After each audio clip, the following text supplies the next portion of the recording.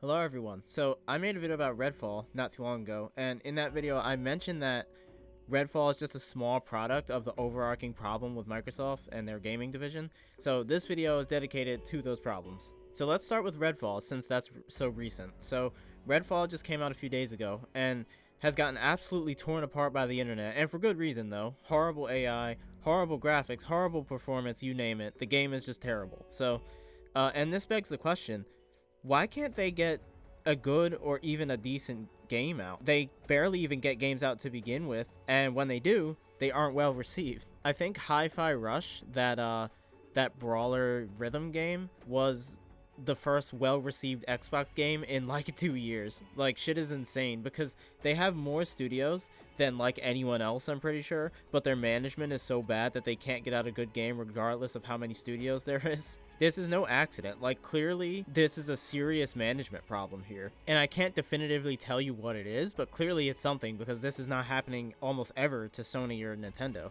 Literally every company they acquire ends up either making a garbage game or gets stuck in development hell. Rare created Sea of Thieves, which took years to even be considered a game, in my opinion.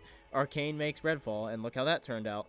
Ninja Theory showed Hellblade probably fucking years ago at this point. Like, why is this happening? It's as if as soon as they get acquired, Phil Spencer just briefs everyone and just says, alright, listen up. From here on out, you're making the shittiest game you can possibly muster. Oh, and it can't come out for another 4 years. That is literally what it's like. And I want to bring up something that came up recently, and that's this Phil Spencer interview with Kinda Funny Games.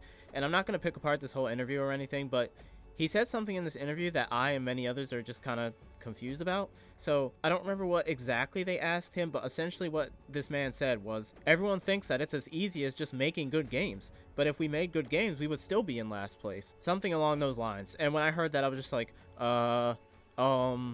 yes, it is as easy as making good games. In fact, that's exactly the problem, is that you have no good games. That factor alone could get them on Sony and Nintendo's level easy. If they had games with the quality of equal to like God of War, Horizon, or Breath of the Wild, they would be killing it right now. And that's exactly the problem. And also, like, why is he saying this? Like, because he's supposed to be the one fighting for Xbox, but he's sitting there whining, saying, we're not good enough no matter what we do. Stop bitching. Stop crying in the corner and make a decent fucking product for once, and maybe you wouldn't be in last place. Another problem is kind of the focus on Game Pass, and the reason I say that is because they literally do not move consoles at all, because they could give a fuck less whether you buy them or not. As long as you have Game Pass, they don't care whether you have an Xbox or not.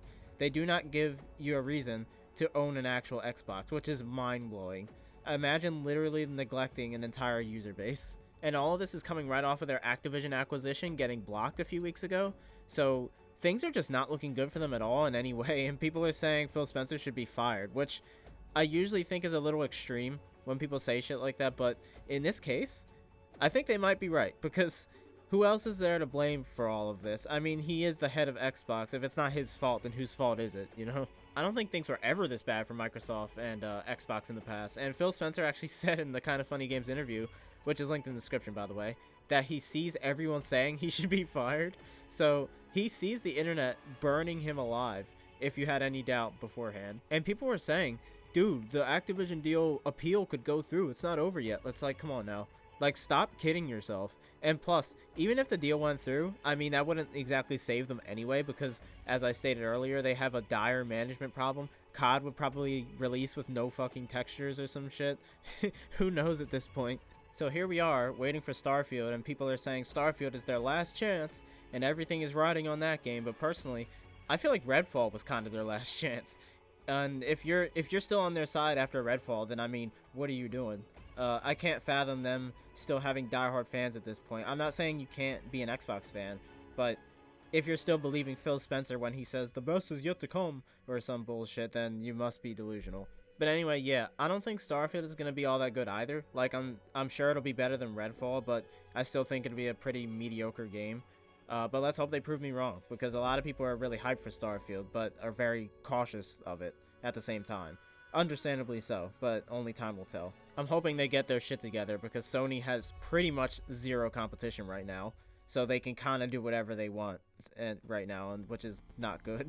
But I won't hold my breath for that. But yeah, that's about all I had to say. Let me know what you think about this ridiculous interview here, and I will see you guys next time. Peace.